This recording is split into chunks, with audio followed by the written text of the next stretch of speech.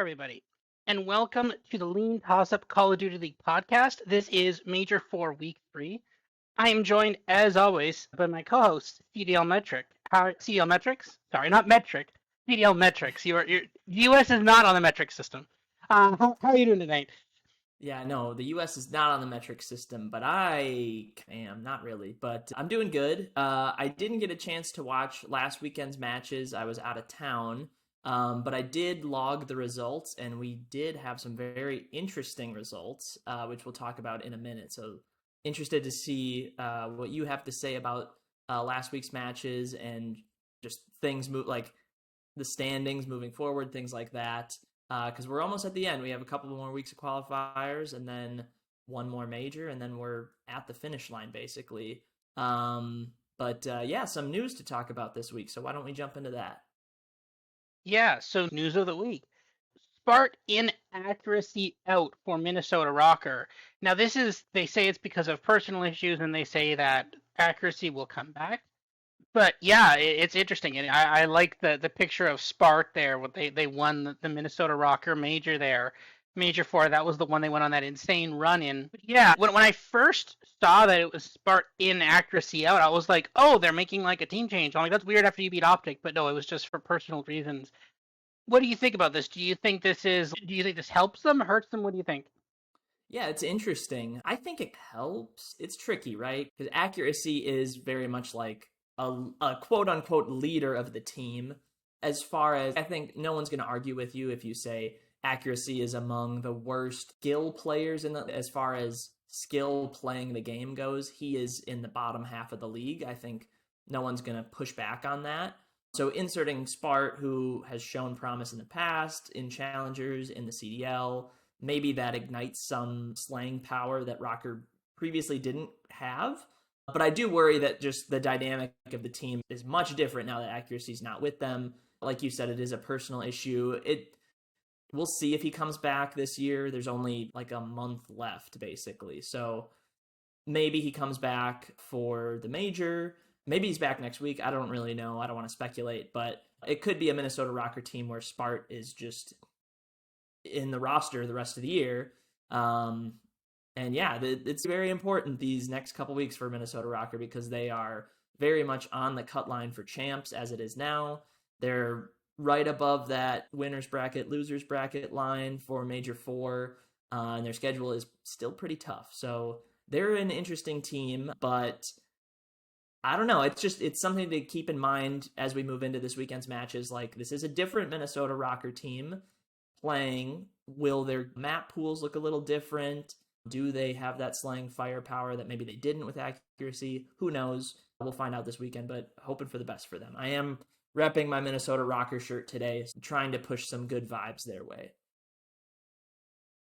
Yeah, I agree with that. I think this could be interesting. Maybe this is a positive, maybe this is a negative. I don't know. We'll find out soon.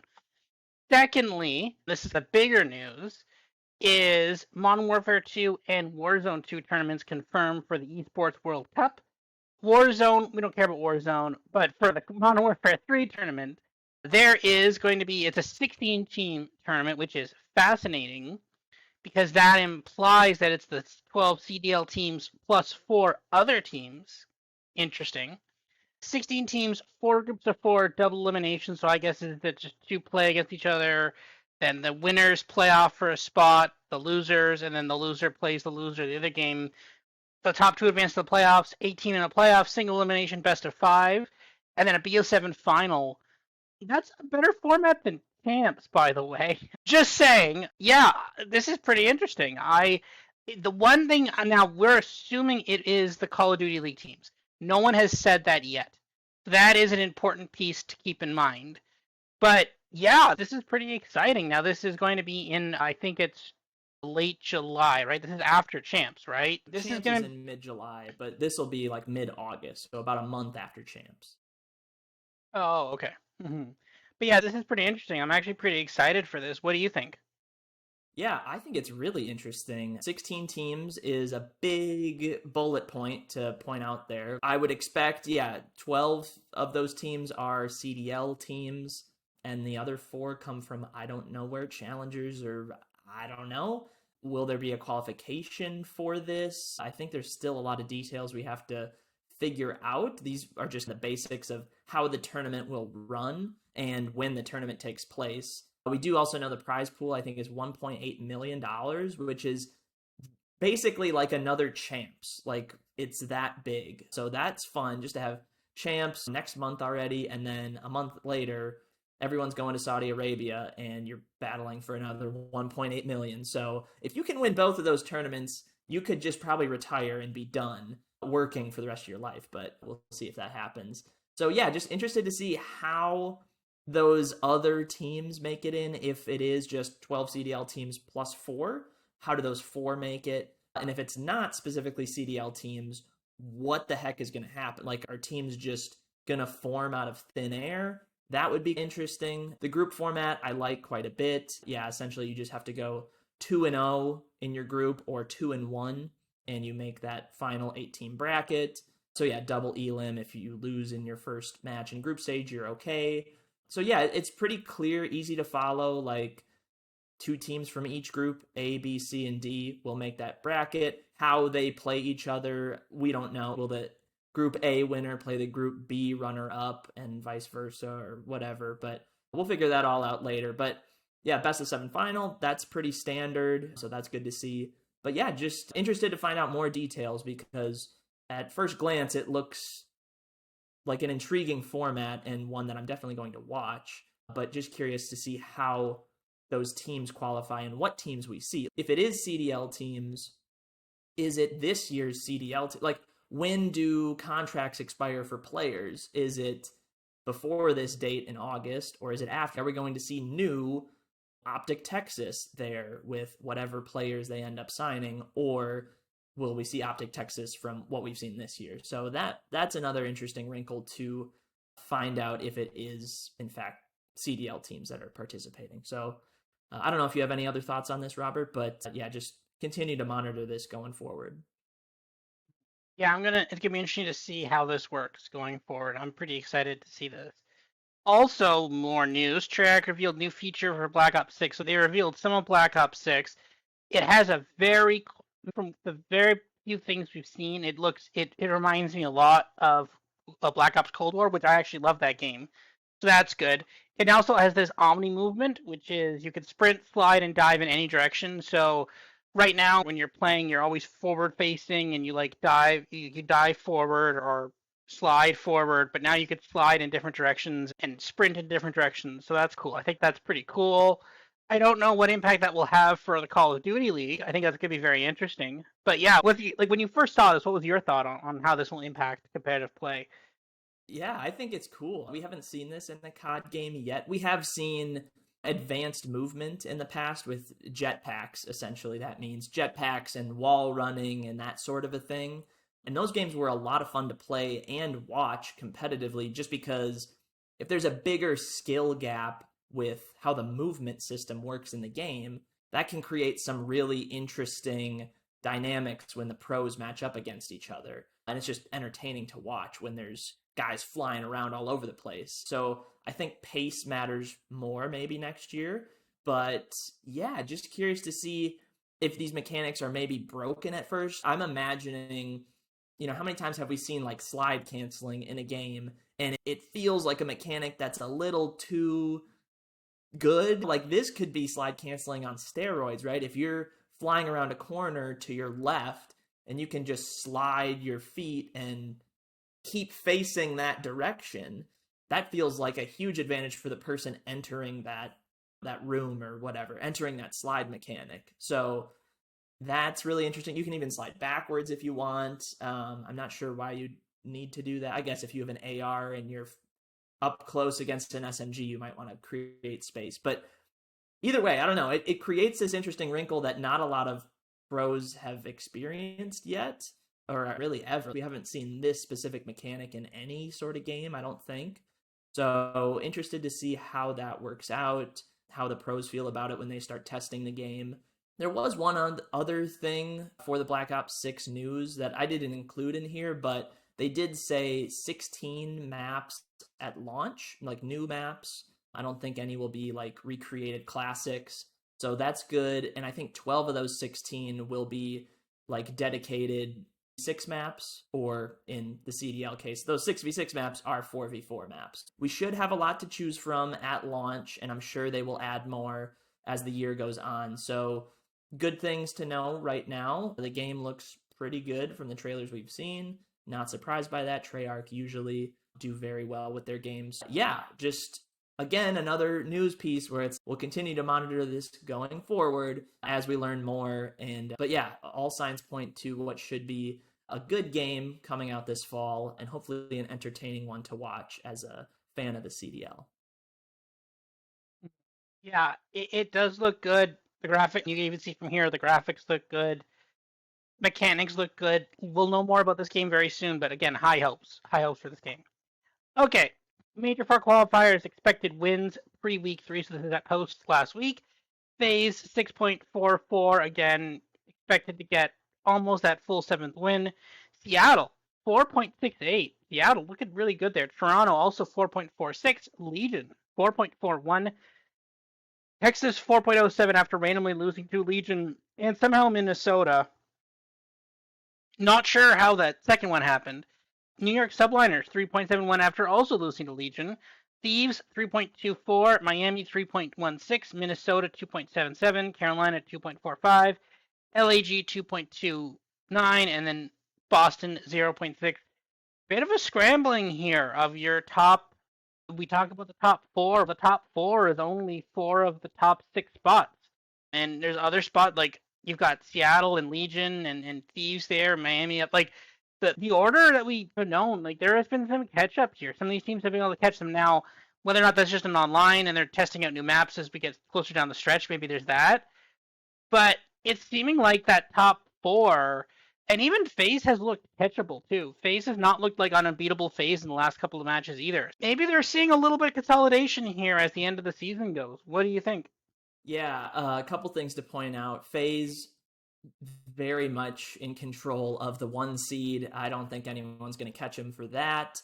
And I don't think we've had a point this year where my projected 2 seed through 11 seed have been this close. Like it's just a steady sort of cascade down from Seattle all the way to LA Gorillas. There's not these huge breaks among any team. So a lot still to be decided. A lot of teams I think are going to finish 3-4, 4-3. We still have to figure out who those teams are, but it does create some interesting sort of tiebreaker scenarios for those teams. Vegas, like you mentioned, right, a couple of huge wins, one over Optic, one over New York. They're sitting just above both of those teams in my projections. So if they end up tying those, let's say all 3 of those teams end up at 4-3, Vegas is going to sit above both of those teams. So that's big. And yeah, some interesting things to point out with the top 4, right? Toronto would play New York in this seeding arrangement as it stands right now. That would be big, and that would be a 3-6 matchup. And then you see some other interesting ones like Seattle and LA Thieves are playing in round 1. That one's new. Miami's at the 8 seed. That's not new. Some interesting wrinkles. Vegas Optic would be a repeat from a week ago, or 2 weeks ago, I should say. But yeah, a lot to be figured out here, but very tight from the 2 seed all the way to the 11 seed. So yeah, interested to see how all that shakes out. And then there's Boston. Yeah, there's Boston. There is Boston. Yes. It's I'm done. I can't anymore. I can't. I can't. I you know, I don't I think that they're I don't know. I can't justify betting on Boston anymore, but I also can't justify betting against Boston. Beating the market and combined model results. I struggled last week. You had a pretty good week. You just got annihilated by Miami. That was a bit unexpected. Legion did really well against Subliners. That was really good. And then FaZe decided to somehow make this go to a game 5. I'm not sure how that happened. But then they rebounded and destroyed LAG. So LAG had a very rough week. I think they went 0-6. Yeah. Optic did not 3-0 Minnesota. They actually lost 3-2. And then yeah, Legion beat Subliners and they actually swept them, I think. Or yes, 3-0. Yeah. So they, of course they won map 1. Yeah. So good call on Legion. And bad week for LAG people. So that's a little sad, but yeah. Combined model play still had a very good week though, plus 4.8. We love the subliners on Friday. That was good. Not so much these bets. Boston, again, just dead to us. But Legion, though, that was great. And Carolina, great for that. FaZe, just again, these were really high numbers anyway, so not a lot there. But Miami, they won and they did cover the +2.5. Or no, they didn't win, but they covered the +2.5 and the map 2 against Toronto. And then Texas just did not get there against Minnesota. Match previews, odds here, Bet365 and Bovada. The lines themselves are from Bet365. The spreads are from Bovada. Friday, match number 1, subliners -600 of the money line against Minnesota, -1.5, -225. 37.5-point favorites in the hard point, 1.5 round favorite in the search, and 1.5 round favorite in the control, but that's shaded to -155. I like this. I like subliners a little bit here, specifically in the hard point and the control. A little less so in the search, but I don't hate them there either. You like Minnesota across the board. I do the -1.5, but at -225, it's just a tad pricey for me. What do you think about this one? Do you like Minnesota here, or are you just gonna stay away from this one? Yeah, it's tricky, right? Because we just talked about Rocker coming in this weekend with a team change. Could be good, could be bad. Subliners, though, man, I'm just done with them. I do still think they are the fourth best team in the league, but I think they have clearly separated themselves in a bad way from that next tier up, which for me would be Optic and Toronto, because I think FaZe are a tier above those two. And they're just sitting there by themselves. Like, I wouldn't lump anyone else with New York right now. LA Thieves, not quite. Seattle, not quite. Carolina, not quite. They're just in this weird spot where they're a good team, but I don't know if they have the firepower to win Major Four or to win champs. They're going to need some things to go their way, I think. The good news is they're playing Minnesota Rocker in this opening match, and they are a very beatable team, I think. My model seems to say Rocker Map 1 has some value, and I agree with that, even with the team change coming in. I think if there's one game mode where you can replace one of your players and still be as good as you were previously, it is Hardpoint. There's just a little less team strategy, I feel like, in Hardpoint. You're either going to break the hill, and depending on where you spawn in, there are a few routes you can take in order to break it, or you're holding a hill, or you're trying to fight for rotation. There's very limited options when it comes to Hardpoint. It's very much determined on where is your team at the moment, and where are you on the map, and what can you do where you are. As long as Spart spawns in and knows where to go in Hardpoint, I think Minnesota are very live to beat New York in that game mode. Subliners have shown for multiple weeks now that they are somewhat weak at Hardpoint. They bank on search, they bank on control, they're very good at those modes, but I just think they're league average at Hardpoint. And I think, a Minnesota +162 in map 1 is pretty good value. I don't know if it's going to be map 1, maybe it's map 4 for Rocker if they get there, but I think the odds that these teams split Hardpoints is very high. So that's the one area I lean. Everything else I'm staying away from. But final prediction for this one, probably a New York 3-1, I would say. But wouldn't be surprised if Rocker come out a little flat with the team change. Tricky one to call, but such is life with a Rocker team who is iffy and now looking a little different. So that's where I'm at. Yeah, that's the tricky part, right? It's that with that team change, how strong is this team really, right? Is it our metrics say, like our modeling says, oh, okay, they're this good at hard point, but without accuracy, will they get better? Will they get worse? Who knows, right? It's hard to say. So it's hard to accuracy, not known for his hard point skills. So we'll see. But the thing is, it's like at that point, I guess you can make the argument they could be better, but at the same time, they won't have had a long time to practice, probably only a couple days, right? This is first game on Friday. I think the team change was announced on Tuesday, so yeah, a lot of potential for stuff to happen there. Moving on, Friday match 2, Optic versus Carolina. Optic -450 on the money line, -1.5, -188.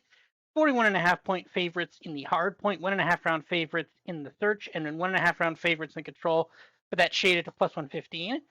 My model likes Carolina here a lot, especially in the hard point. You like Optic more than me, but your model isn't in love with Optic here. I think Carolina is definitely playable here. The thing is, it's like they were competitive against FaZe. Then they played someone else last week too, didn't they? LA Thieves, they won in a game 5. Yeah, they did beat. Yeah, and my model did like them against Thieves too. So I think they're alive here. I wouldn't write off Carolina completely. Optic has been seeming to be on a little bit of a post major hangover.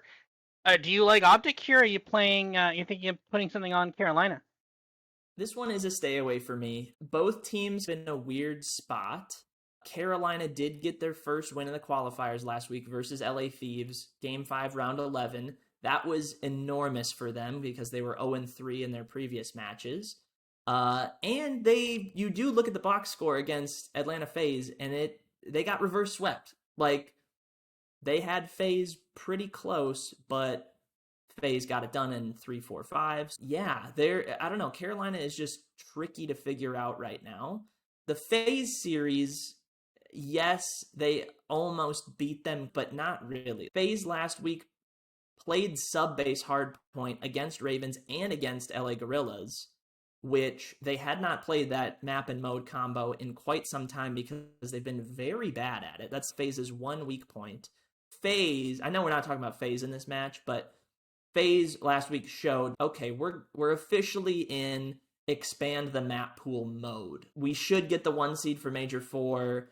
Let's just play some maps we haven't played a lot or that haven't gone well for us, and let's see if we can figure those out and just come into Major 4, come into Champs with just as wide of a map pool as you can imagine. So because of that, Carolina won sub-base hardpoint. They squeaked out a 19-point win. Good on them. They squeaked out a round 11 win in Search, so not super convincing, but a win is a win, especially against a good Search team like FaZe. But the 3 maps after that, not close at all, as you would somewhat expect. And then their series versus LA Thieves was like, good that they won. They dominated hardpoint. That's awesome. But another round 11 win. Control did not go their way again. So, I don't know. Ravens are just in a weird spot right now. Maybe they bounce back, but to me, I just feel like Optic, their series against Minnesota last week was odd. That is a classic, like, the underdog won the series. Like, just looking at the results, Minnesota won 2 round 11s, and Minnesota did win that hard point on Vista quite easily. So that was one good map for them, but Optic controlled map 1. They won an invasion round 5. If one of those round 11s goes the other way, it's an Optic win, and it's not even a debate. It might even be a sweep for Optic if it comes in game 2 rather than game 5. And then that series against Vegas the week prior for Optic, I think is more of a sign that Vegas is really performing well lately. I wouldn't say Optic fell flat in that series. I would say Vegas came out and showed out. So I think Optic is in a good buy low window right now. I'm not sure if I do it in this match specifically. It's tricky though, because my model is right around where market is. But if there's anywhere I'm turning, it is Optic Texas. I think we're on opposite sides here, but the case you made for Carolina is justified, but I don't know, just too much unknowns for me here to have any confidence in a pick, but I do lean Optic ever so slightly. Yeah, that makes sense. Moving on, Friday match 3. Oh, look, it's Boston. FaZe minus 5,000 on the money line. I don't. There's definitely been a bigger money line. I can't remember. I think FaZe was like 10,000 at one point in a later year, but this is up there.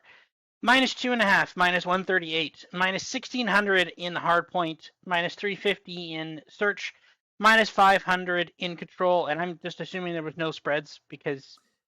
Yeah, Bovada was just like, nope, we're not going to list any of that. Yeah. Because the thing is, again, this is where that back door. Say you put the hardpoint spread at 65, right?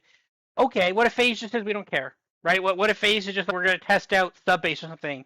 You literally can't put a number. You can't put Because the thing is, FaZe could comfortably win a hard point 250 to 2. There could be a time when FaZe is up like 200 or 120 or something. And then based on a rotation, FaZe just says, screw it, let's just do it next. Let's finish the next hill. Who cares? It doesn't matter. And then Boston just creeps up, just touches that number, and then that's it, right? It's not even, yeah. But anyways, yeah, the graph looks exactly like you think it would. We actually think there's value on FaZe slightly all over the map on this, but this is just, I'm not even touching this. I don't even know. I have no desire to watch this game at all. Yeah. Yeah, Boston will win this game somehow, but yeah, I am could you with you on imagine? that, not wanting to watch it. But again, the interesting thing is if FaZe is in let's test the maps mode of their season, which it seems like they are based on what they did last week, yeah, Boston could win a map, no doubt about it. My model says FaZe -2.5 is value, but I think maybe bookmakers are going, I don't know, if they're willing to play these maps that they are not great at, then they are for sure susceptible to lose. So FaZe is yeah, like, does we're this gonna make series? sure we know how to play sub base. Yeah, that's kind of it. I understand why you can't put a spread on map one because there's a chance it's sub base, and if it is, FaZe should be a tiny favorite, maybe. Maybe you'd say like a 5 point, 10 point favorite rather than a 50 point favorite. But we don't know if sub base is map one. It could be map four. It could not be in the series whatsoever. That's the big thing that's just looming. We don't know how FaZe are going to play the vetoes, but I tend to think that they're going to keep doing what they did last weekend. They got away with it. They won both of their series still, even with those bad maps. So maybe it doesn't matter. And now you're playing the worst team in the league. So yeah, this one is a stay away for me. I don't know how the vetoes are going to play out. My model says there's a ton of value Atlanta map 2.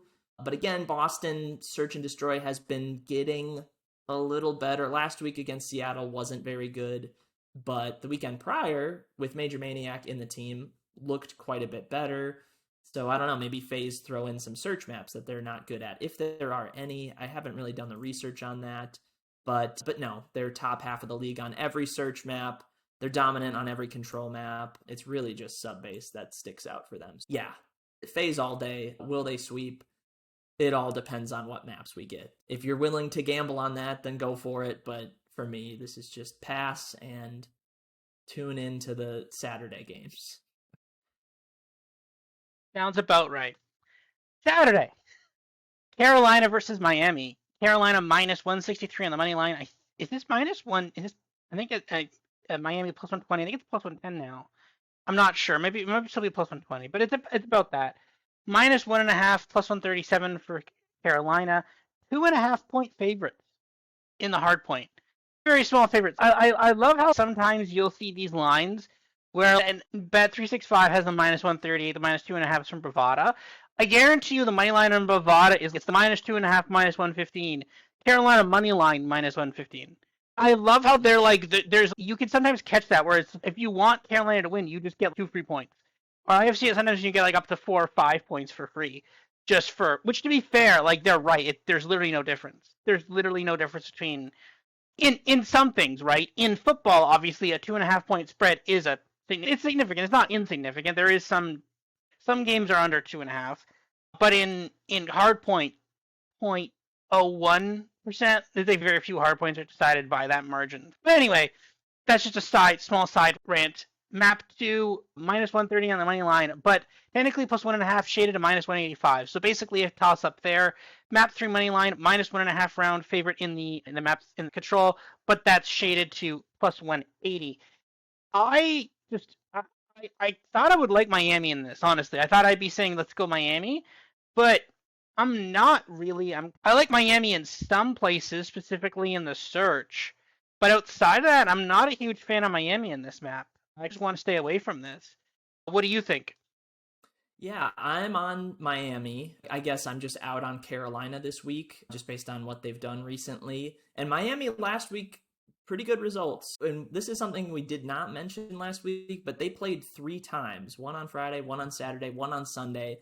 And one of those matches was very difficult. Their Sunday match was against Toronto Ultra. That did not go their way, but they swept LA Gorillas. They beat Minnesota in a game 4. So if you're Miami, like you will take that every day of the week. 2-1, lose to Toronto, totally understandable.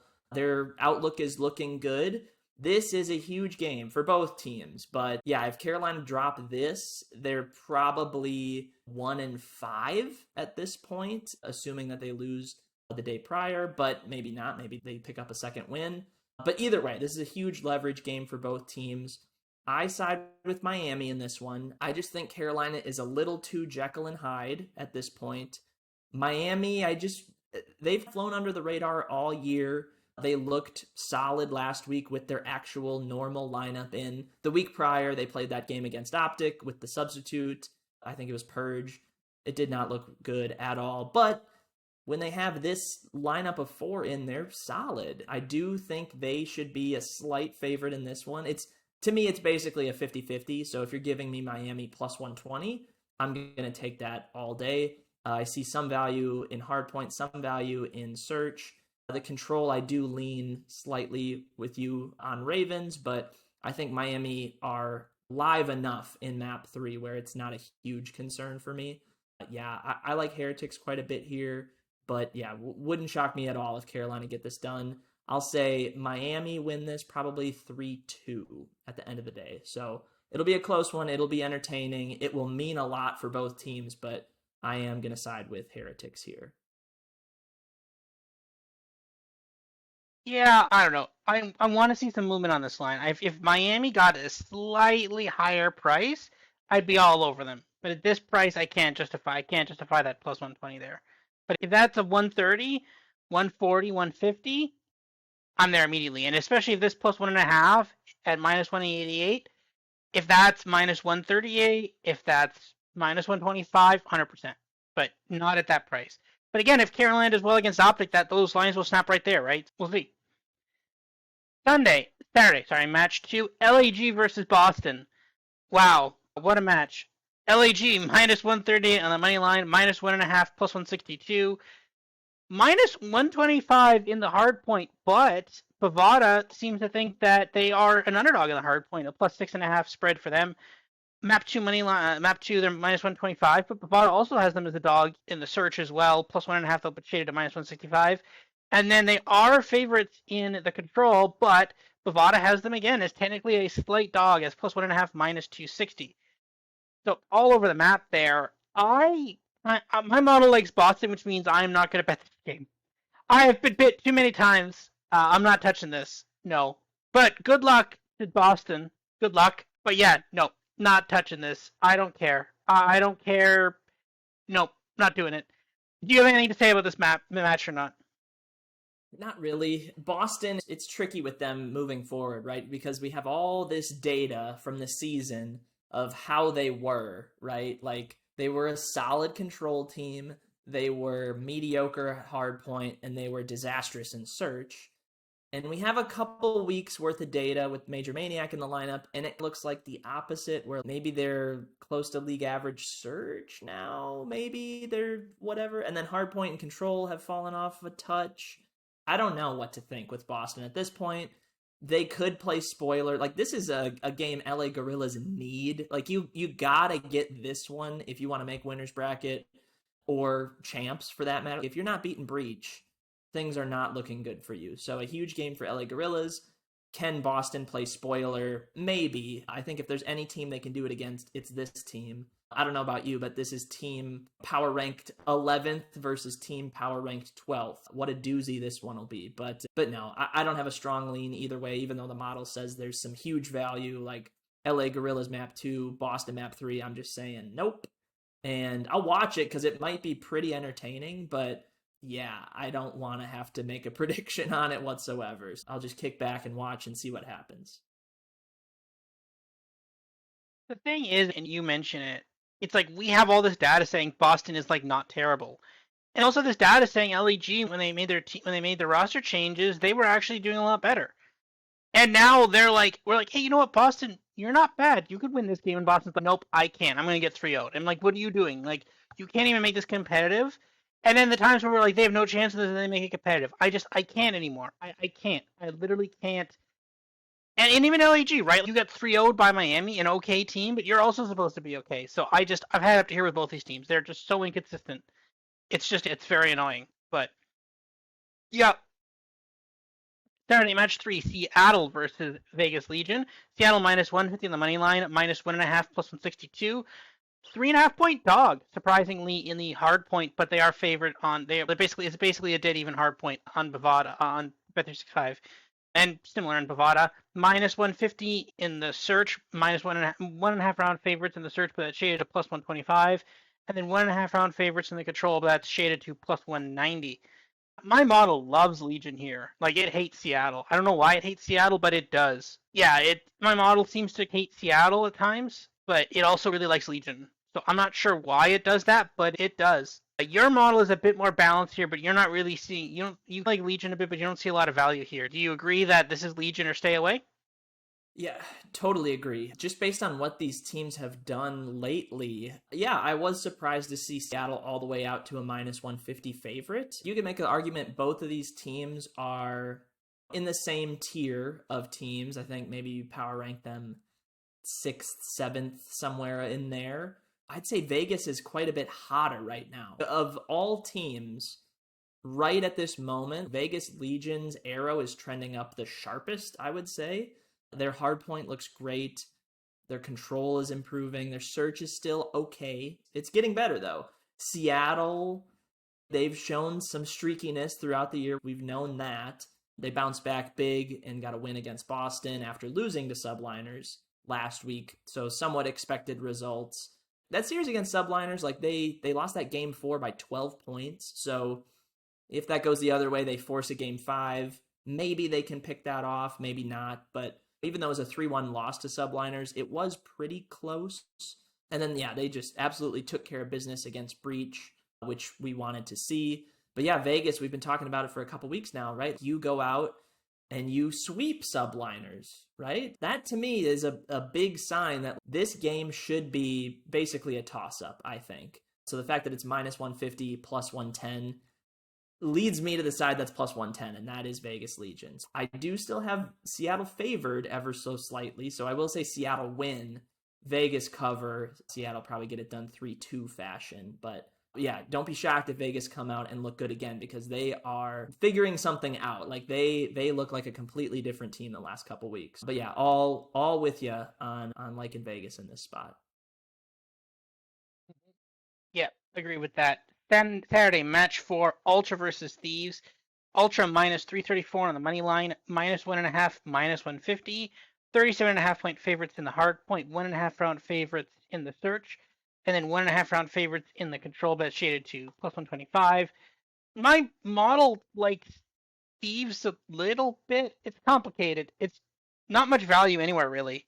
Yeah, just all over the board. I would love to play Ultra here minus 1.5, but I think if there was something I'd play in this game, it's probably that.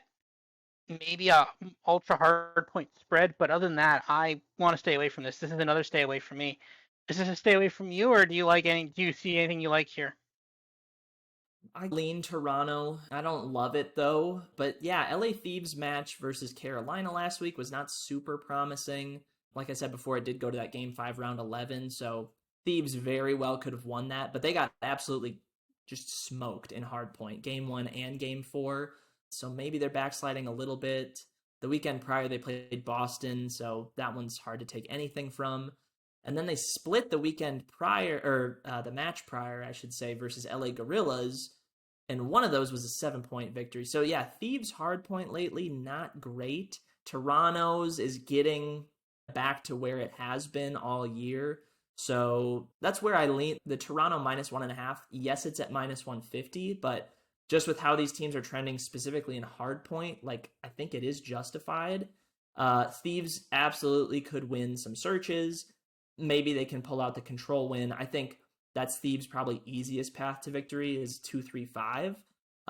But that just opens the door for Toronto, a Toronto 3-1 or even a sweep maybe, if the hard point is, coming back to form for them. So I lean Toronto here in this one.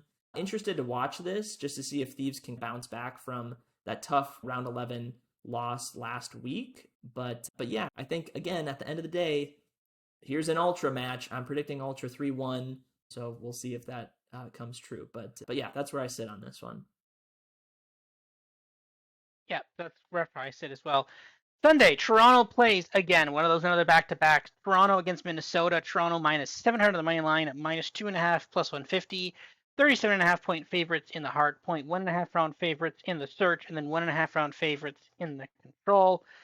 Yeah, it's similar thing here. Toronto minus 2.5 is a bit too pricey for me. Uh, yeah, I don't really see anything I like here at all. Do you see anything? Not a ton. Again, I think I lean Toronto in this spot, even though it is the dreaded back to back. But again, tricky with Rocker. If the thesis is true that team changes make your search the worse off game mode, I think maybe you could talk me into Toronto map 2 spread, maybe. Or at that point, just take Toronto minus 2.5 in the series.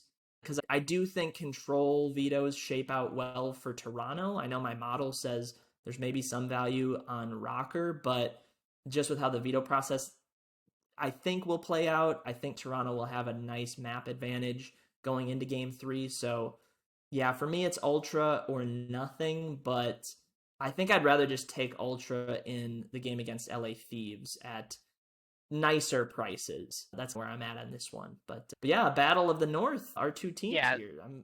I don't know if it's good for me, but yes, Battle of the we'll North. I see. will say, yeah, this is also interesting because depending on how Minnesota does in their first game of the weekend, maybe you can make some predictions about this game based on that first game as well. So Minnesota looks bad in search point, then go back and double down on grab some ultra here while it's still a plus 150 there. Maybe if you think about it. Thieves versus FaZe minus 800 the money line, minus 2.5 plus 150. 45.5 point favorites in the search. 45.5 point favorites in the hard favorites in the control search, and 1.5 round favorites in the control. Yeah, my model really likes FaZe here. And my model just thinks FaZe is just gonna like a giant wrecking ball coming in to wreck everybody. But look at it, like we're gonna play Carolina, Boston. Like they're just like, let's just play like the worst teams. Like they're not even playing a top 14. I think they play one. I think probably next week they have one or two. I don't even know, but it's been a crazy schedule for FaZe here.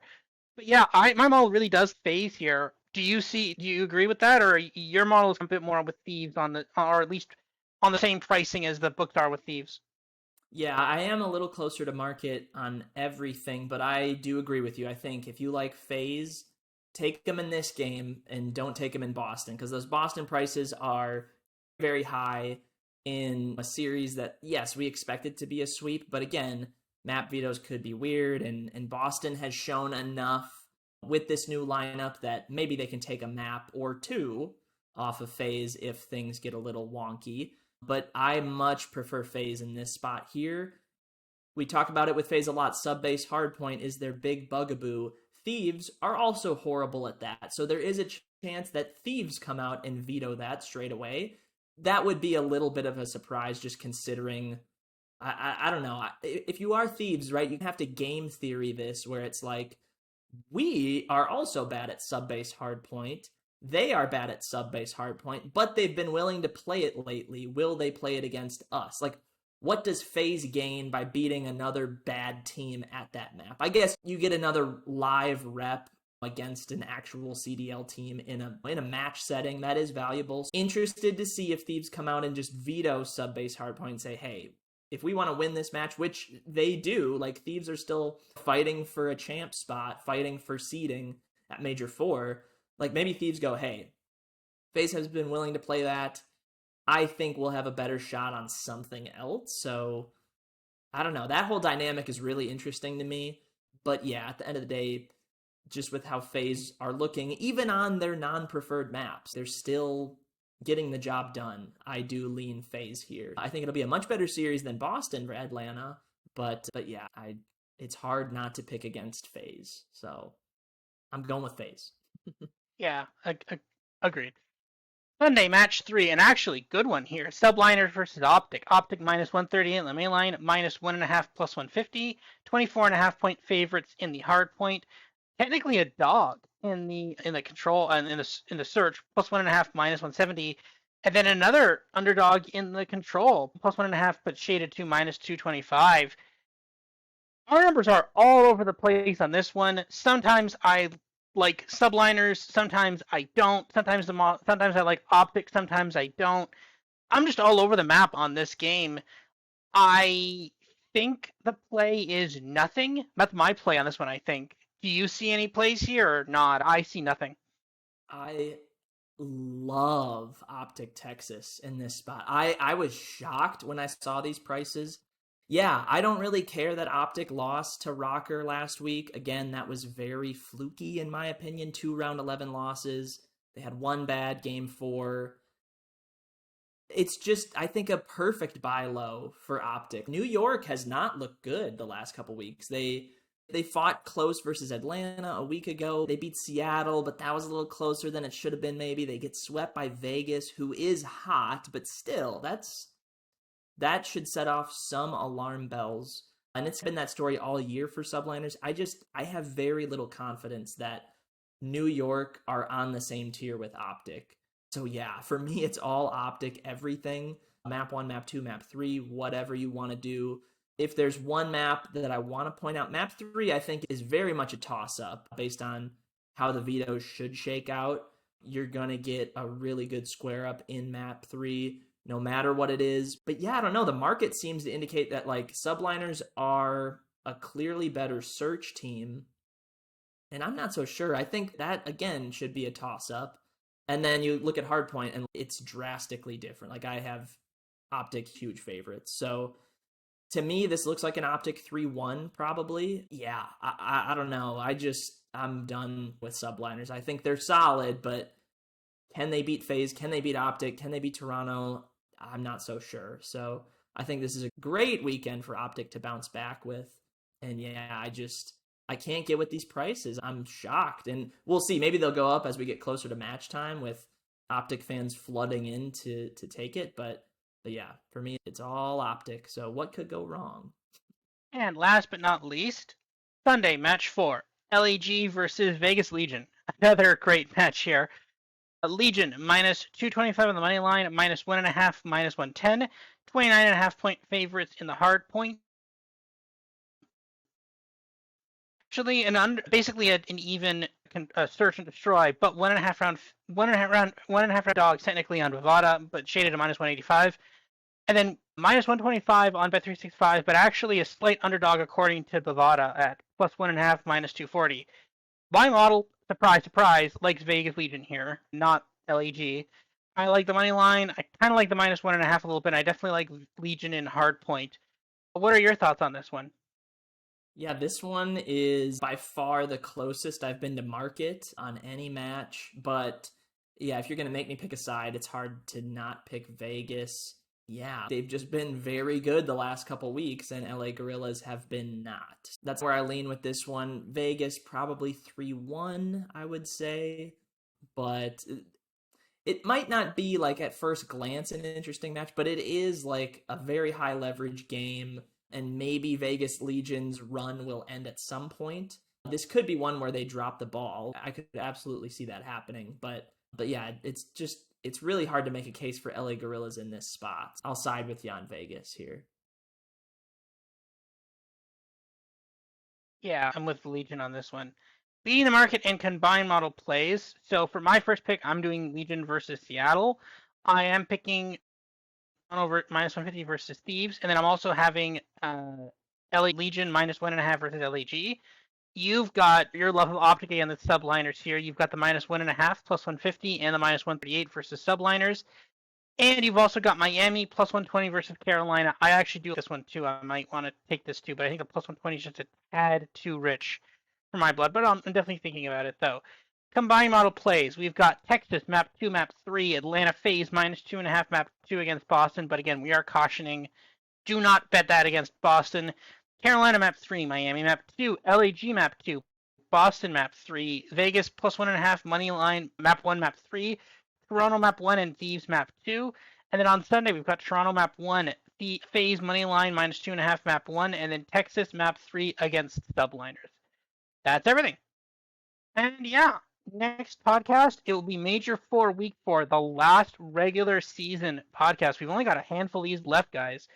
We'll be recording that next Wednesday, and it'll be live next Thursday. Yeah, anything else you want to add there? No, just it's crazy we're this far down the schedule already, but yeah, should be a very interesting couple of weeks as with all those teams make their run to champs. So excited to see how it all shakes out. Yeah, and, yeah.